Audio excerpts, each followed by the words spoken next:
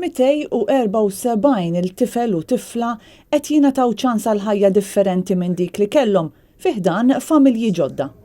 Huma 217 il-foster carers li bħalissa qed irabbu tfal li mhumiex imwielda lilhom, imma li laqgħuhom u qed irabbuhom daqs li kieku kienu tagħhom.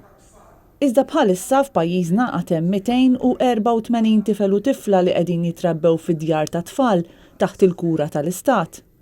Waqt konferenza tal-Fondazzjoni għas-Servizzi Soċjali, Alfred Grixti, ċ-Chairman Eżekuttiv tal-Fondazzjoni, qal li minkejja li dawn it-tfal qed jingħataw kura tajba ferm fl-istituzzjonijiet, madankollu ikun dejjem aħjar jekk ikunu jistgħu jingħataw l-opportunità li jgħixu f'nukleu ta' familja.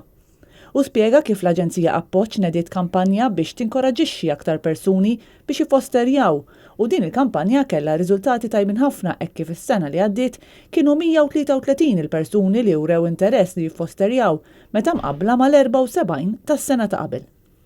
Josephine Muscat, Operations Manager fi ħdan is-sezzjoni tal-adozzjoni u l-fostering tal-appoġġ qalet li hemm ħafna nies li għandhom l-abbiltajiet li jkunu foster parents tajbin u ħeġġithom biex javviċinaw lill-Aġenzija sabiex anke huma jkunu jistgħu jagħtu opportunità lil tifel jew tifla li jkollhom familja ġdida.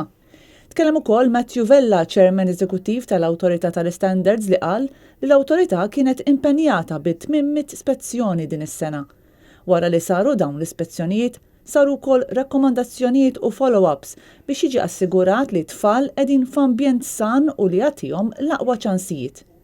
Il-liġi tal-fostering f'pajjiżna ddaħlet fl-2007 fi żmien Gvern Nazzjonalista u l-Aġenzija Appoġġ u l-Fondazzjoni għas-Servizzi Soċjali jibqgħu jaħdmu fuq kampanji ta' edukazzjoni u biex iħajru lil persuni li jixtiequ jiffosterjaw biex javviċinawhom u joffru ħajja aħjar lil tfal li sal-lum għadhom biss joħolmu li jkollhom familja tagħhom.